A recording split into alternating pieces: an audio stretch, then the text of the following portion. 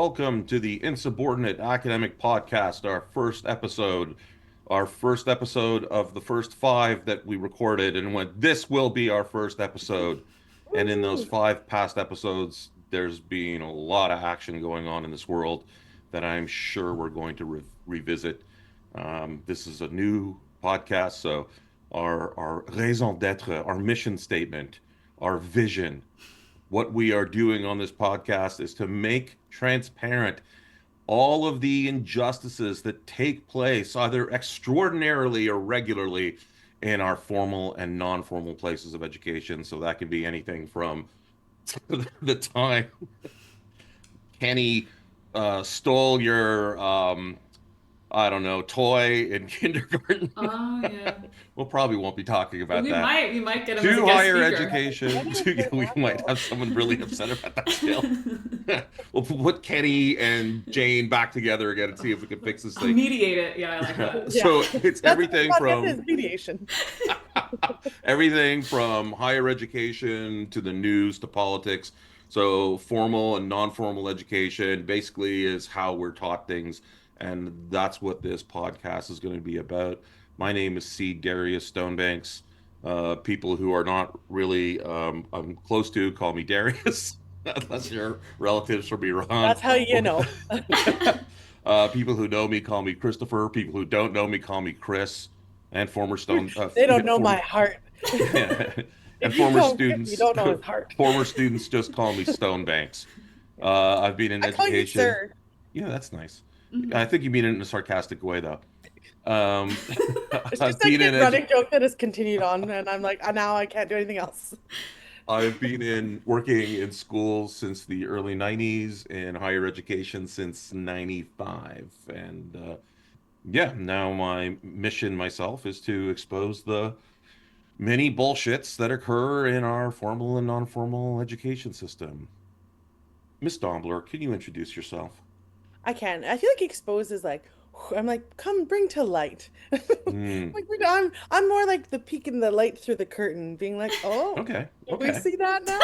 Okay. All right. Okay. You're And like, open the I'm curtains, and woof I'm of the all Have curtain. everyone like, see it, Yeah. and yeah. I'm yeah. like, all right. Here's like a Right? I'm like that focal point. You're like, here's a great reference. I'm like, rip off the shades, Miss Havisham, and let the light in. No one will like, understand that except for my wife. Go yeah. ahead. Who's not here? So really good. All right. She's gonna love it though. Shout out to Mel. Okay. Nugwam, ik sama tu gilis Kirsten clan, Guy clan la chaligwithoch, glu Hwasam, glu Gwai, Gukun la Klamatau. My name is Kirsten. My Bakum name is Iktama Tusalagilis. It was given to me by one of my uncles in one of his potlatches in the past little while. I you were doing all those years of like I started in teaching in these years, so I have been in the higher education for 7 months now. I just started teaching at a college this past year, but prior to that, I taught in elementary school since about 2016, 2017, and I was born to be a teacher. That was kind of always in the cards for me. And later on in life, learned that I would be an insubordinate teacher. So I have a very strong sense Uh-huh. of like justice. And I come from a lot of really powerful women who weren't going to put up with things. Mhm. Shout out to my great aunt, Alberta Billy. Mhm. She went to the United Church and said, "You need to apologize to us for the impact of day school in our and the church in our village and residential school." And like, and they did. The United Church was Right there like, on the spot. I don't know if they did it on the spot, but like the United Church, in partnership with Ada, I call her, really did like a lot of work to like enact reconciliation. So that was really cool. And it's because Otta said, "You guys need to apologize."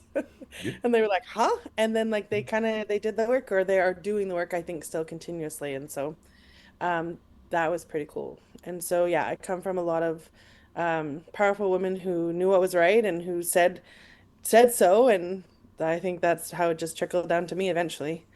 And then also just like encouragement to be like, this is what it looks like, but does it have to look this way? And like that critical thinking that was really supported in my undergraduate education, being like, you guys need to be critical. Imagine Because I was one of Thursday, those. I he's was the one of one those being like, important women in be your life. critical. Mm, And Mel was like, mm-hmm. be critical, but in a nicer way. Mm. So no, I'm just kidding. Um, and that was just really kind of eye-opening as a somebody in their early 20s. And yeah, that's how I got to be where I am now. I guess. I was your professor. Yes, for many He years. he really wants you to say that he was one of the powerful women in your lives. I mean, And men, sorry. I didn't know No, we he were gonna wants. mic drop over powerful women. Because if we were gonna do that, I was gonna say things too. Well, I got to Mel first. So Mel, Oh, he I His wasn't just, gonna wife is not a say. He powerful wasn't gonna woman. say his wife. she is. Don't pick like an upper middle class white woman as one of your powerful women. She is though. No, me and my sister Mel, always you say can hear me that. Say from the other room. that. We always say that dad is our I've had powerful woman in our life. I've had like a great aunt in my life who was like the head of the Communist Party of Iran. He went to prison. I wouldn't compare her to Melanie. But we I mean also need that the ladies with who are all gonna love love and us. respect on the Woo! podcast as Mm-hmm, well. mm-hmm. Fair, Really the Roxanne. holder of everything. If we didn't have Roxy, we wouldn't be able to Can you accomplish that. introduce yourself, please? I can. My resume is much less impressive than both of you, though. Not true. So I just got my master's degree in education, which was my first kind of jump into working in education. I did that on anti-bullying in elementary and high schools, but now I'm actively working on my PhD, also in education, looking at academic mobbing. So mobbing amongst, colleagues in higher education, which is kind of, Colleagues. well, yeah. Colleagues. Yeah. Okay. So we're all very qualified then to be having this conversation. So we're going to start off our very first podcast conversation. Episode. Ta- what? Very first, what did I say? Podcast. We're going to be starting our very first episode of this Does podcast. webisode sound better for you? I like I don't know. webisode. I'll never get it right. Just let it go. On what's being called the new McCarthyism in higher education or in education in general. It practically is going on everywhere. I don't want to sound like I'm the professor of the room or anything like that, but we all know what McCarthyism is, right? The old McCarthyism. No. How am I supposed to know No, that is? no, I've been on no, it. I'm just no. no. The old Oh. McCarthyism was the communist scare that took place in the United States. Oh boy, probably in the 40s and 50s is when it was occurring. Mostly in the 50s is when it was occurring, and it was related to this senator named McCarthy, and his entire gig, and this is going to sound very familiar, was asking people if they were now or have ever been or ever collaborated with or ever got on the phone with or gave a ride to a communist. And basically, tons of people were blacklisted, tons of people lost their jobs. It's mostly famous for happening in the Hollywood movie industry. A lot of people got blacklisted. That's Mm-hmm. probably why we know it, because it really impacted Hollywood more than anything. But that he kept on doing that, and that was his entire gig. So anytime he ran up against any kind of opposition, his accusation to them was like, "I think you might be a communist," and then Yeah, the easy person win. Yeah. would get like blacklisted and then destroyed. That's wild. We had can I tell a quick, very minorly related story? We were having a conversation at my in-laws the other day, and my partner, he goes, I don't get why all the shirts are like such different prices because of the symbol on it. He's just like having this train of thought, and he's like, well, so what it says Nike, like, shouldn't all shirts be the same price? And his mom goes, what are you, a communist? I'm like, oh, that's where this comes from. It's like, it was so silly, and I was like, I don't know that tracks, but it I just don't like get. I don't know that whole that. Yeah, Wasn't no, that that one doesn't of make sense. isn't that communist like leading arguments? Is that they want to make everything sure is the same. all clothes are But it's So like that's the everyday understanding of communism yeah. in the circles I'm in. So Roxy, can you show us the article? I think it's from The Intercept that talks about the new McCarthyism by Natasha Leonard. All right, this is it's old, May 16th, 2024. And a lot of this McCarthyism that they're talking about now is related to people who are anti-apartheid, anti. I don't want to say it's anti-Israel because most of the people who are being fired aren't anti-Israel per se. They're anti-Zionist, they're anti-apartheid, they're anti-genocide, Yeah. and simply for speaking out on it, there's been a mass amount of firings that have gone on, more than we are aware of, and we'll get into why we're not aware of it. But here, this article starts off by the title is University Professors Are Losing Their Jobs Over the New McCarthyism on Gaza. And recently, Roxy, if we can switch to the Guardian article.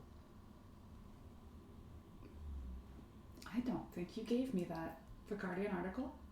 Yes, I did. Oh, okay. I'll switch to that, sure. Give me a second. It's the one that says Professor sues Texas University that terminated contract after Palestine talk. That's when chair yoga. Okay, so this came out very recently in The Guardian, by Timothy Pratt, and it's related to Idris Robinson, who was fired by Texas State. And it says recently now the professor sues Texas University that terminated his contract after Palestine talk. If you go down a little bit, I'll just read directly from here so everybody gets the context. Philosophy professor Idris Robinson has sued Texas University officials, asserting that the school violated his constitutional rights by ending his contract after he gave a talk on the Israeli-Palestinian conflict off campus in another state where a fight broke out, the Guardian has learned.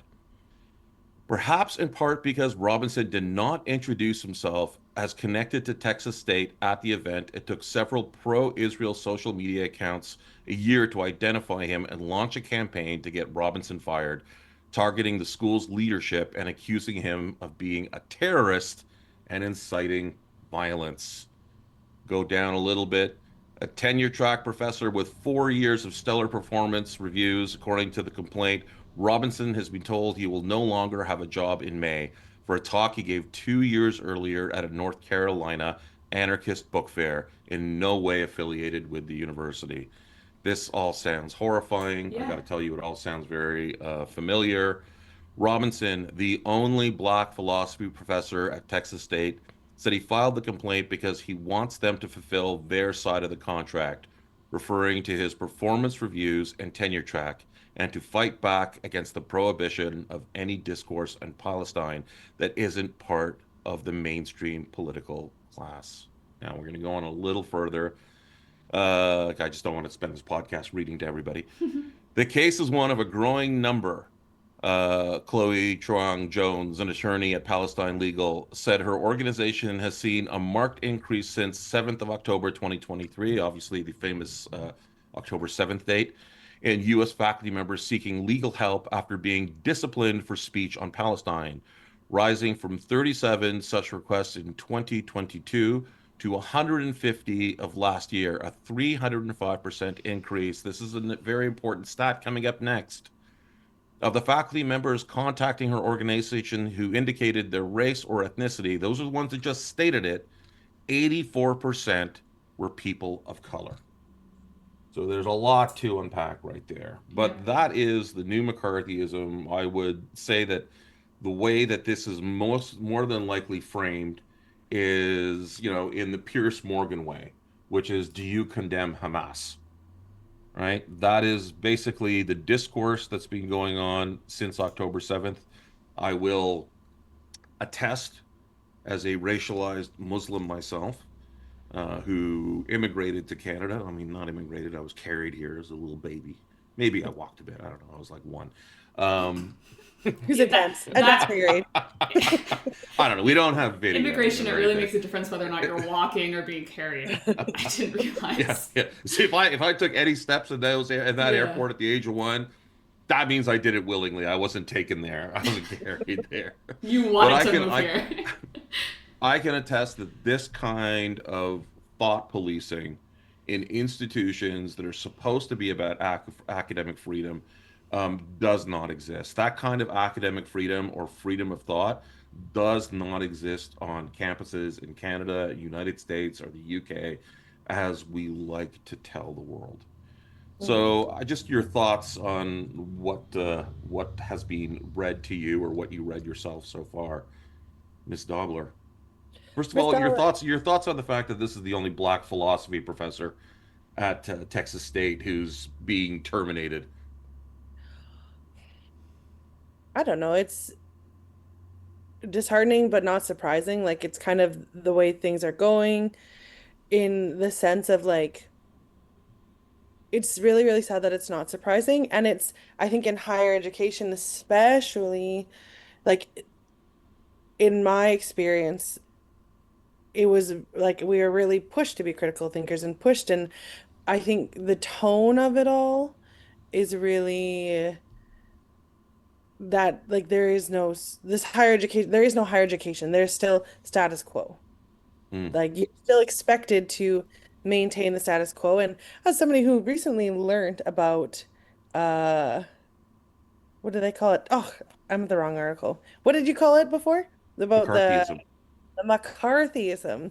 Mhm. Like These there's kids just so today, you guys, you're just like babies. Sorry, go sounds on. you don't know that. Um, there's just a lot of control it feels. Or like how do you say like there's a lot of Beer. do what, yeah, fear. Yeah, basically do what is expected or you're going to be in trouble or you're going to lose a career or you're going to Yeah. like in a spaces that are not supposed to be like that. Well, they claim they're not like that, They right? claim that they're not. Yeah, I guess it's a lot of like to me like my closest uh point of like interaction is like it's like reconciliation. They're like there's a lot of words out there. There's a lot of theory, I guess, but there's like not a lot of praxis. There's not a lot of like actually accountability in this is higher education. Like we like really pride critical thinking. We want people to learn at a higher level and it's like how can you say you're learning at a higher level when you can't be safe in your job to be critical?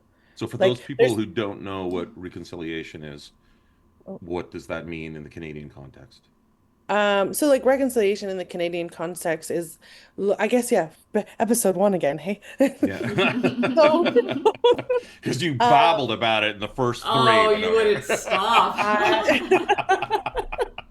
so when we look at the Canadian, so um, throughout the past 150, 200, 300 years, as people um, was mainly from Europe came over to Canada and to the United States and colonized and Mexico I think you scared a lot of colonized. people by saying starting this off 150 years ago.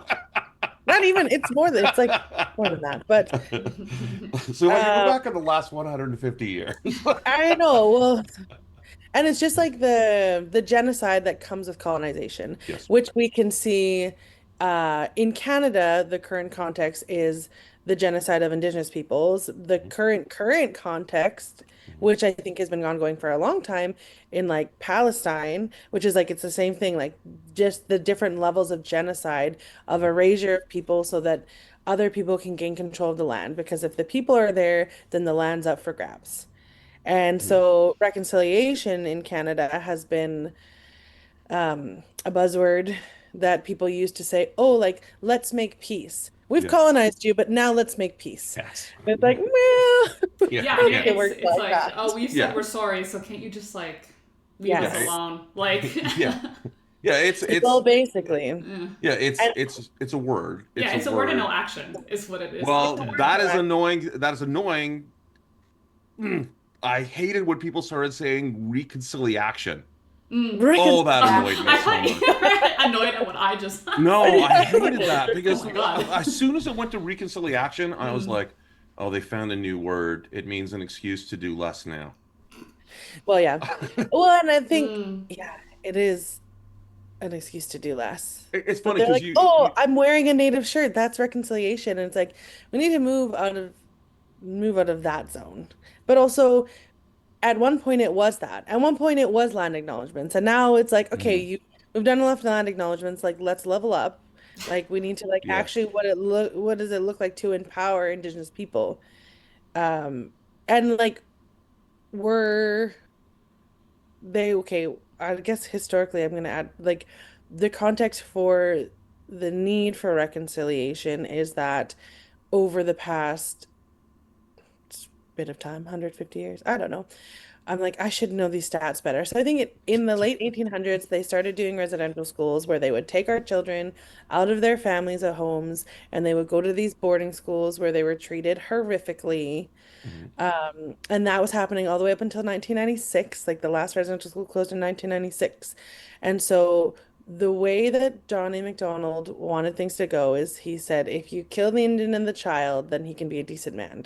So the goal of residential school was to kill the Indian and the child. So not to kill people, but to kill their spirit, to kill their connection to who they were, to their culture.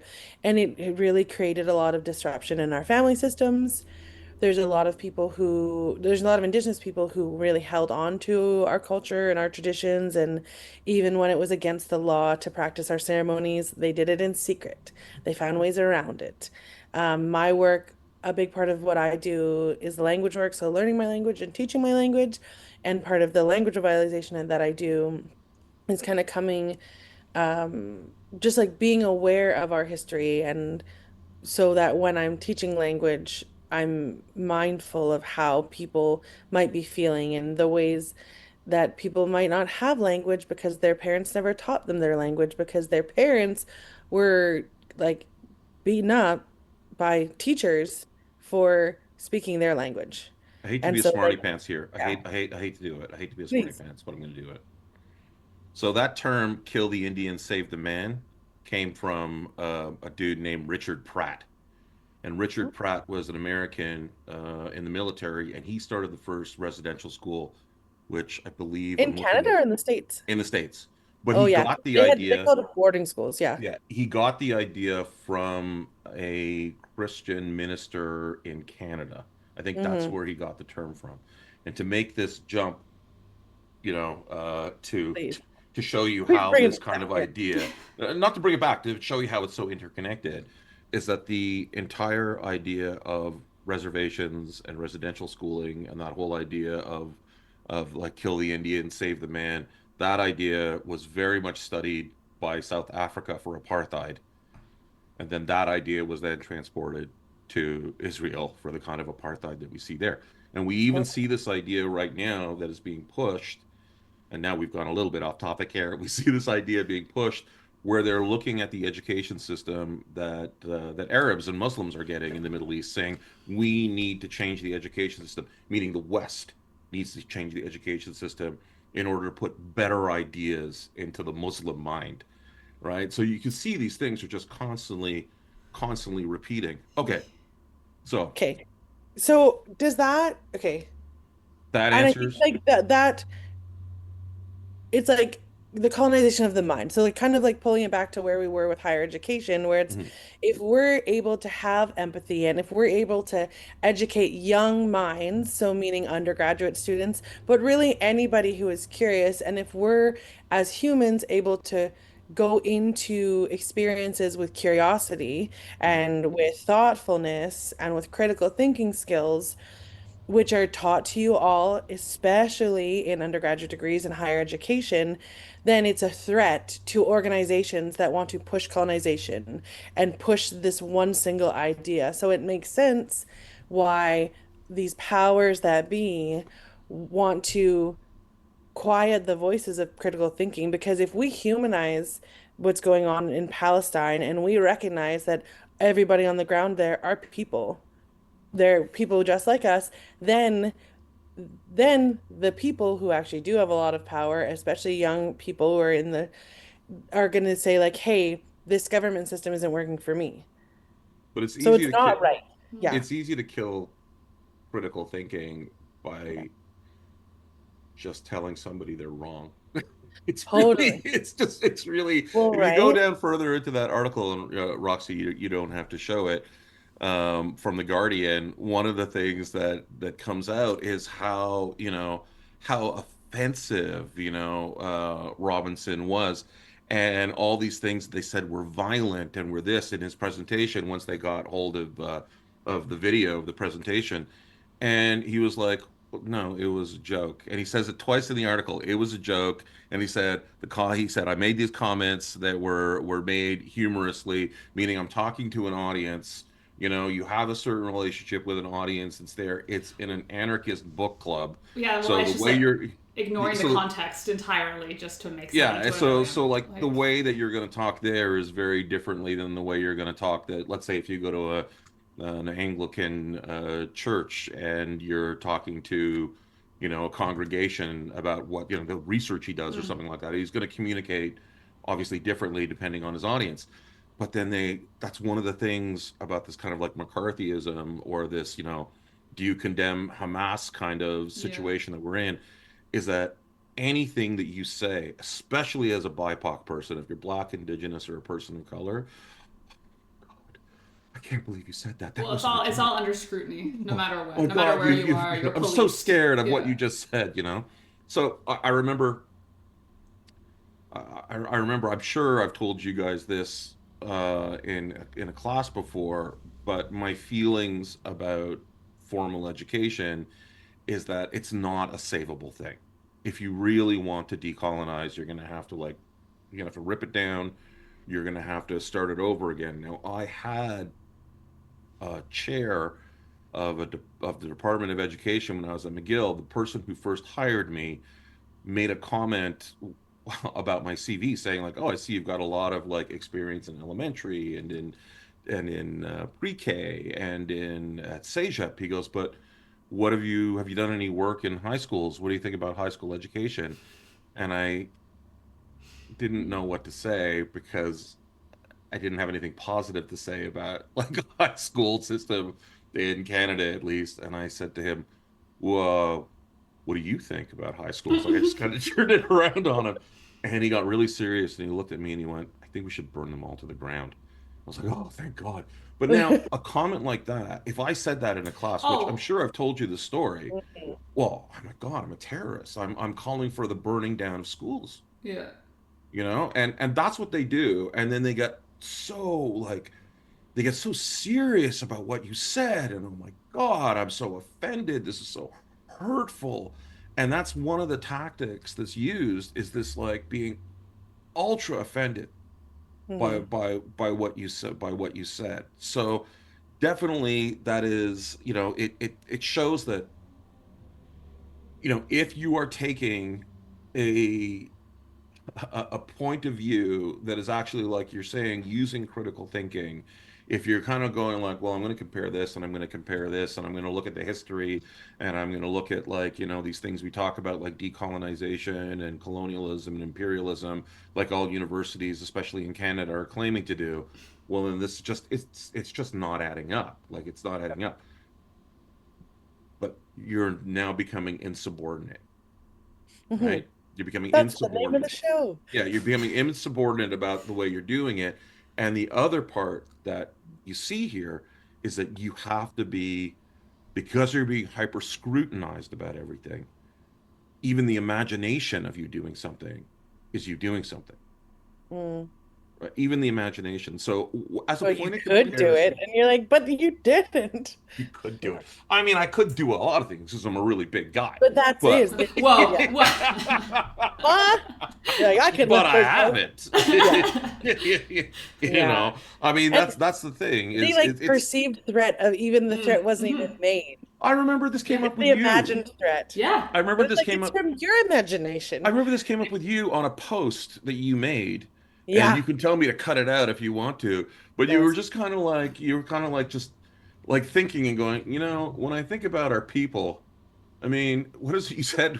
We used to be headhunters. What is it you said? No, It's I like, didn't even say it. That's the you worst said it. part. I was critical about how I did a job interview. No, no, you don't have to get to that part. You don't have to get to that Sorry, part. sorry, sorry. I But like, criticized being told not. I was so the context is that I was asked to speak in English in a job interview for I think I can say it. I don't know. Like I'm just trying to No, I caution think I you. get. I know. And that's No, I think terrible. it's Why'd you fine. put her in this position right now? But I you know, mentioned but the something okay, about. the context is that I don't want to know the context. Don't say I the didn't. context. Okay, no, the gist. How do I stop her? No. I think it's gonna be fine. Okay, the whole story I is was penalized. Yeah. I was penalized because of a comment someone else made Okay. on a post that I had made. I didn't write this, but we are known as the League Without to be headhunters. And Okay. that was reiterated. And then it came back to me that I was threatening somebody because even though it somebody was a commented comment on made my on post. your post. It was a comment made on my post, but Yeah. how I'm threatening. And it's like, I didn't threaten nobody. And it's like, and well, that's just the true history facts. Well, I mean, But it's also like you have no idea how the person meant it. Like you have no idea whether or not the person's well, like it saying, had nothing to do with me. no, I It know, was but you don't even know somebody the else. person. That's the thing is this whole idea Yeah. of reading everything into it and who gets to Yes. read into what is such a Wow. power game. It's such a power It is. game. So don't tell me what the person's intentions was because I don't want to know. But I Yeah. mean, there's many. If I read that personally, and I'm a super sarcastic guy, Yes. I would have laughed at it. I wouldn't have thought it was an actual threat. I would have thought about it like, when people used to piss us off, this is what we used to do. Well, and Like that's Well, what yeah, it because is. you not have just It common was sense. sarcasm. yeah, Like, not just like you're like I'm angry and you post it. You go, well, that's a far cry from like Yeah. 12 generations back that would have just said like, if look, if this person's really annoying you, you just take their head off. Yeah. And like honestly, that wasn't the context of how things went anyway. It's gone real far. Yeah. But it's It's clearly like you don't yeah. know what the person meant. You have no No. idea. no, but And then Well, certain people get to and then the decide people all who of are in that. power, Yeah. people in power get to decide what it means. It goes to the yeah, tone policing. Yeah. And this can totally. be in the Or written lack of word. policing. Or Well, like it can take it be out it of can be in the context. written word. Yeah. It can be in how you're standing. It can just be, but they all claim they're not racists. There's a lot of power in being able to victimize yourself constantly. Like, there's. Totally. So I Yes, wondered yeah. too, like the group that brought this Texas professor, they were like they went on a headhunt, if we will, about to like get all of this information and like get it back and like in theory, like this guy covered all of his bases. He's like, I'm doing this and like my personal time and so like I want to know because to me it's like, well, who gave you that information? So like these people who went and like found all this information and it took 2 years to dig it all up so that they tell the university and it's like we also need the part of critical thinking I think is lacking in a lot of everyday occurrences like who is giving you that information? Like if Joe Blow, like he's yapping around, he's always making shit up, telling three sides of every story, like don't take your information from them. Like or also like or if this person's on a tangent and like they're trying to tell their narrative, being like, well, like Kirsten's a really awful person because this situation happened and you only get their one personal context. Like we need to be like verifying information by like having people who have integrity. Well, And so like not if it's that's the part of it. information that they wanted to find already. Yeah, that's the point. That's the point. Is Okay. You if know, like it's the people who are in power, especially in higher education, not education, they can avoid, they can ignore, or they That's can take something and hyper focus on it. yeah. yeah. And you'll see like when they see something that they go, oh, we want to problematize this, the amount of outrage they can bring to it Mm-hmm. is comedic. It's a comedic level of outrage of like the shock when you wrote this email to this person. You just said your name at the end. You didn't say cordially. You didn't say respectfully. You didn't say Yeah. love, hugs, and kisses. And how it You hurt just ended her. the And you just ended the email with your name. Where was your salutations, good sir? yeah. And this is stuff that happens. This literally happens. Yeah. Like now we have like Miss Manners who's looking at like a correspondence and will get upset at you over something, and then that itself can become part of like a greater case of a demonstration of what a horrible human being you are just because you dared to say something they didn't want to hear. Now, I'd like Mm. to do a bit of a comparison to another professor from Columbia who, after October 7th, was on the pro-Israel side, And if we could show the video from Katie Helper at that time, that'd be really nice. Thank you. Okay, calm down. Now it's interesting because there's another professor who I don't believe is tenured, Shai Davidai. He's an associate professor at Columbia of He's business, an assistant. and he's had over 50 complaints of harassment filed against him by various students. But he's also been harassing faculty, and no one really cared at Columbia about his harassment of students who are more vulnerable than faculty. But they finally got upset because he went after some administrators. Holloway thinks that if he pushes Shai away, his problems are over. Cass, this message is for you. I'm not going anywhere. And you can go f yourself until we meet at court. And he's been temporarily banned from campus, but not suspended indefinitely, and not fired, and not banned from teaching via Zoom, just not allowed onto campus. But you are a tenured professor, and you get fired over basically a post that some people find unsavory. So how do you explain this discrepancy? Yeah. And I should say, sorry, I didn't say this because I forget that not everyone knows who Shai Davidai is, but he's extremely Zionist and calls like Students for Justice in Palestine and Jewish Voice for Peace pro-terrorist organizations, and that because Columbia lets them, or used to, because I think they're both banned, but Columbia having let them on campus meant that he could not keep your children safe.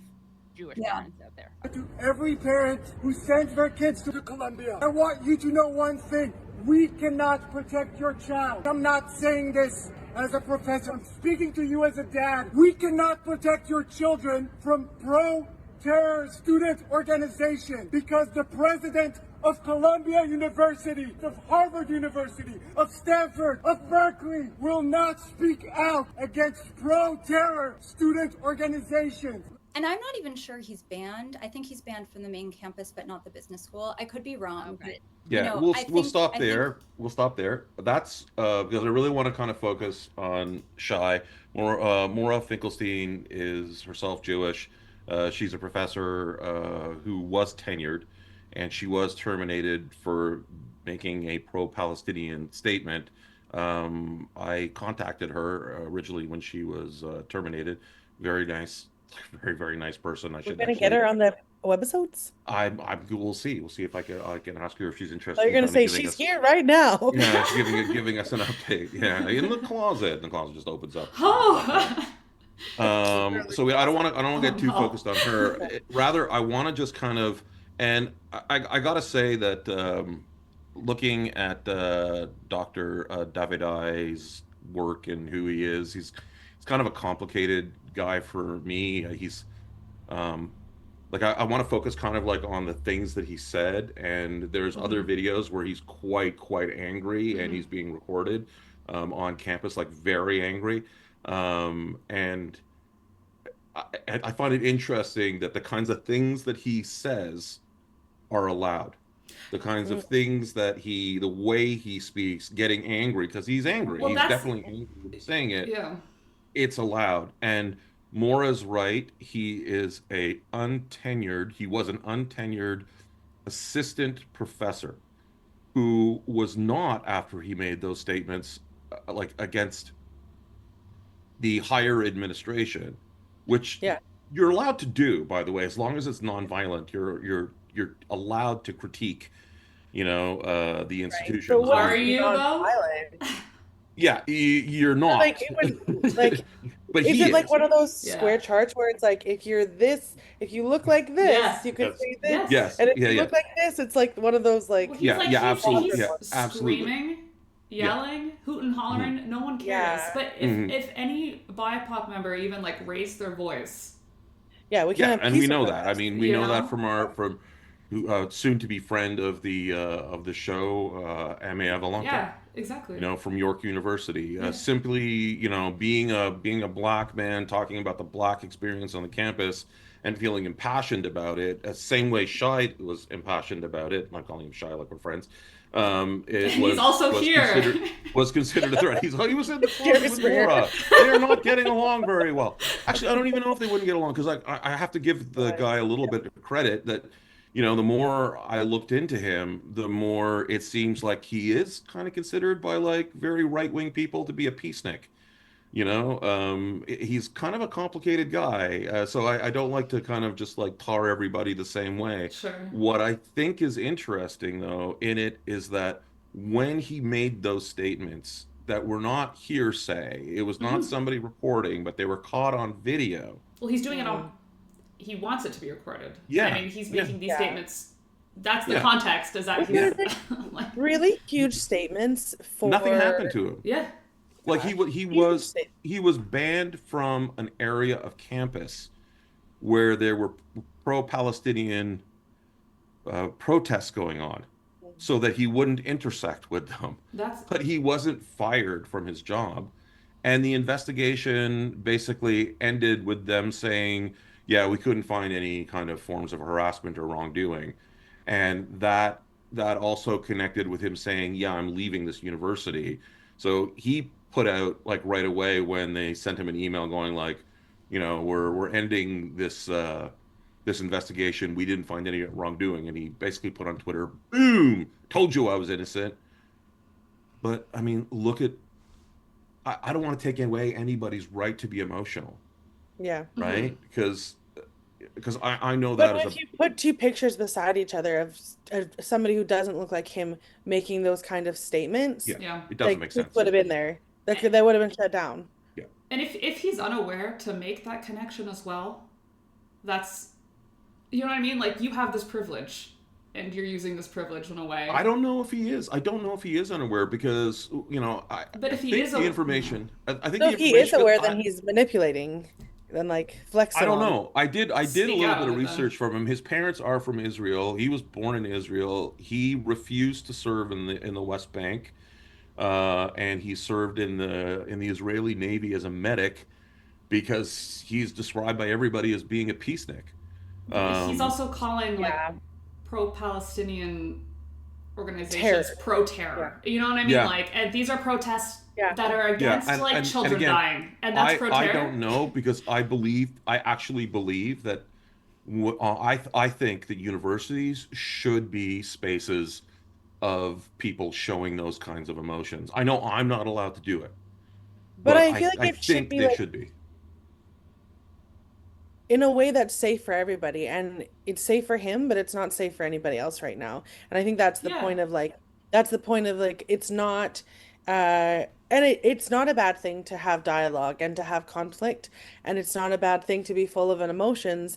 But what I think we're trying to point out is that it's okay for him, but it's not okay for anybody else. And like we're like not here to be, it's not a personal trial on this guy, but but it is critiquing kind of the larger system of Yeah, it's exactly. okay for him and it's not okay for anybody who doesn't fit his description. And it's certainly not okay for a Palestinian person to have this Yeah. kind of outrage. No. Yeah, there's imagine no if a professor from Palestine was No, not a filmed chance. doing the exact same thing. It wouldn't have even, the video wouldn't even lasted that long, because they would have No, been no, like, They would have not a been called chance. Hamas. I mean, they would have considered what he said to the Been I a think it was the threat. That would chancellor have of the been- yeah, principal. oh, a it's not direct safe for threat. our kids. Why? Because if you That like, would have been that would Yeah. that would have been considered to be not just insubordination. They would have looked at it as because administration in this neoliberal university environment constantly use lawyers that are wanting to say that they want to bring in this idea that you have to be what's the word, loyal to the institution that's hiring you, which you're not. As a professor, you're not supposed to be. You're not So supposed I to have be loyal. a You're question. supposed to be loyal to your subject area that you're studying. Oh, really? That's your loyalty. But Is it's that to really the not, different than person. because other workplaces? Sorry? Is that different than other workplaces? Because Yes. I got a talking to once that like you're not allowed to speak out against your employer publicly. Yes, So that's that's a differentiation in higher education. that is in higher education, and it's getting chiseled away more and more and more and more, where I have heard from firsthand very good sources that you have administration that is more and more wanting to implement those kinds of rules as employer employee, that you are basically working at Kentucky Fried Chicken. And that if you dare to say that Kentucky Fried Chicken, that you're pretty sure that every second piece is a rat, or you give away the secret spices or something like that, that you can be fired right away. And they really, it's a bunch of people with mostly legal backgrounds or administrative backgrounds who really want to create higher education like it's a franchise. 2.0. Yeah. Yeah, definitely like that kind of idea. And it's true. One of the things that is a problem that we do in higher education when we're teaching pre-service teachers is we're telling them, be activists, be critical, be critical, be critical. But the truth of the matter is you guys don't have academic freedom. Yeah. Well, we don't have Don't. academic freedom, and then we also have to go back to like our like liberal but really conservative communities, like where like I'm the first generation on any side to go to university, and I was pushed to go to university, and I came back and was met with like, well, that's crazy. Why would you think that? And it's like, you told me to go to university. Like you pushed so hard for me to get to higher education, and now this theory that I have or this life experience that I have and all these like it's not valued because it doesn't fit the status quo of a regular everyday Canadian Gen Xer. Is that the word? I mean, wait, who's the Gen Xer? My parents. Oh, okay, they're cool. Uh, He didn't want you to say you were Gen X because you're not as cool We're as cool. him. because you're not I'm a Gen X. millennial. The You ruin. do not throw up the hand signs. Oh. Oh, they got it. What's our side? What is that? Lame. Oh, M. Not a good sign, sorry. I mean, Our side is you mean not a good sign or not a good yeah. look? It's very different. Could Yeah. be a good sign, bad look. But I think we have to give a little bit of credit though to who these evil Gen Xers are in your life. Oh, interesting. No, not evil Gen Xers, but it's not a bad. Well, let's just it's pretend. Let's pretend they are, Well, because Yeah, let's there pretend you called is- your whole family evil. And there is Every a Gen severe disconnect between what you're being told in higher education. Oh, totally. You know, this kind of rebellion, Fox resist, food. resist, and then your professor walks out of the classroom and lives none of those things. That was the thing that really Yeah. would That's bother sad. me. Holy shattered my glass. Yeah, like that's the thing that would really bother me when I would hear, no matter what university I was working with or anything, when I'd hear like, oh yeah, you're gonna really like this person. This person says you should be this radical and blah blah blah. And I'd always say, yeah, okay, but is that person a radical? yeah, Like, what just have they be done to cautious. back that up? Just be cautious, Yeah. because Show if me how that cool you person, are. yeah, I mean, like, are you know, I don't want to get punk rock about this, but like, if you're not So like Gen either X. you're either you're I punk wrote a rock, whole paper on punk rock. yeah, either you're punk rock or you're not. You know, like there's no like, I kind of like this song from the Ramones. I like this song from the Sex Pistols. I like, you know, you You're gotta so be Gen like X. either You just either school you're rocking us. hey man, if I want to quote Joey If Ramone you're for a not second. hardcore, you're not hardcore if you don't live hardcore. And Yeah, the legend exactly. of the man Beautiful, is beautiful, way beautiful hardcore. line. But there's also the Joey Ramone line, right? Hey man, if you're not in it, you're out of it. You know? So if it's a beautiful line, you know? If you're not in it, you're out of it. It's are you yourself an activist? Yeah, you don't get to like play pretend. And Yeah, kind and of like don't- jump in and jump out. And You pull the curtains back, and I'm just like, what does peek through here? And you're like, no, you're not in it, you're out. Get out of here. I wish if I could redo my career over again, if I had lived by that kind of idea, I would have been more protected. I wouldn't have been so big tent, kind of like everybody's welcome, everybody's in. I think that if I had kind of weeded more and I would have just said like, no, I'm not going to waste my time with you. You're not like living any of these kinds of ideals. You're just saying stuff. yeah. You Is that know, what don't jaded say, means? Like when don't- somebody calls you jaded? am I jaded? No, is that what it means? Like when you're just like, Is that what you are, sir? Are you jaded? no, but you know when people say that as like a rude thing, people use it as a rude thing. I don't know that it's a rude thing. Like I think in life experience, like we learn, and it's like it's not being jaded. It's like No, it's knowing who to being trust and self-protective. who to. yeah, I was But is listening. that what people use for jaded? Is that when people are like, oh, you're so jaded? Yeah, I probably so, Yeah, yeah. jaded. Yeah, yeah. Because they'd be Maybe there's like nothing. Maybe there's nothing wrong with being jaded. That's what I mean, though. the Like, jaded I don't think it's a academic. bad thing. Yeah, I haven't lost hope. Rebrand. I haven't lost hope because No. honestly, when we're talking about these different kinds of formal and non-formal spaces, I have very little hope for higher education or education in general being this location where a generation is learning about the realities of decolonization and colonialism and imperialism and all these kinds of things. Because let's be honest, most students of your generation and younger got their ideas from social media. Yeah. That's where Yeah. their eyes were opened up from, was from social media. And perhaps they took that social media and they went to their professor and they said, "Did you see this?" And the professor goes like, "I want to look cool. I'm going to put this thing up on, and I'm going to talk about this thing, but in a non-committal kind of way."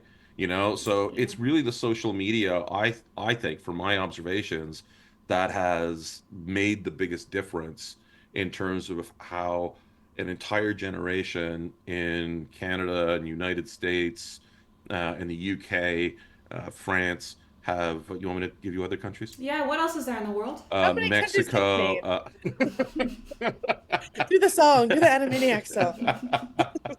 Are starting or started to look at Palestine very differently than my generation did. Well, you yeah, know? they're able to get we're able to get information firsthand.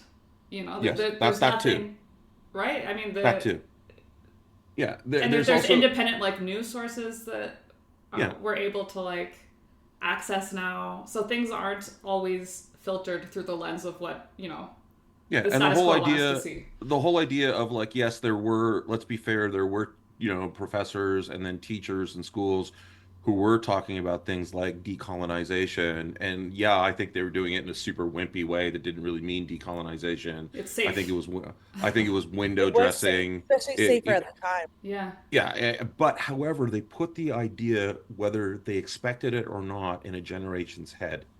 And then they were able to Yeah. listen to Palestinian voices or social Yeah. media voices who started to talk about Palestinians as indigenous, and Yeah, that's what the connection changed was. that Yeah. It's a changed huge connection. everything, Yeah. because they started to look at Yeah. it in terms of that decolonization lens and not the biblical lens, that perhaps my generation, my friends would have been fed through Sunday school of Mm-hmm. picture books where Jesus was white and all of the Middle East was white. And Yeah. I'd look at it and go like, "Where's me?" Like, like maybe you're the cowering You're the shepherd. one little wise man who comes. The one. No, not even that. There No, he is, it's the always dark no, one it's always with the green black. outfit.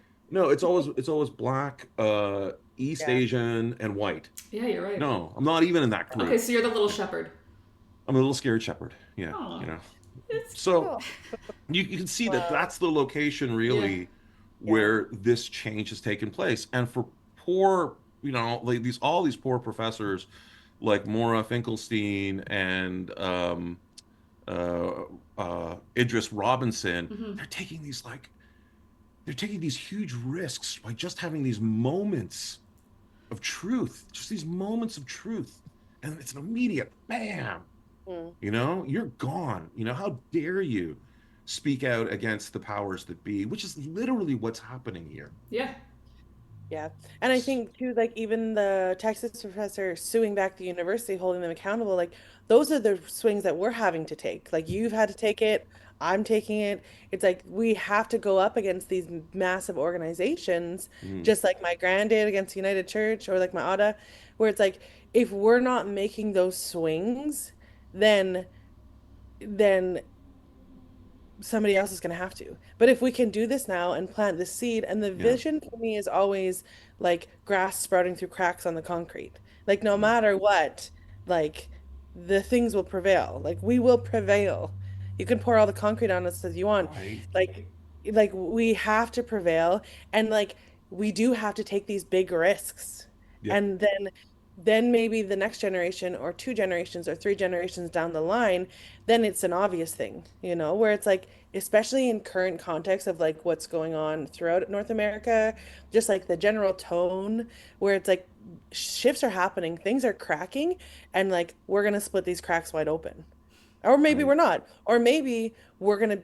be just the first little tufts of grass, and Mm-hmm. then Mm-hmm. like there's like 2 or 3 generations coming down or coming up, I guess, where like they're gonna split it wide open.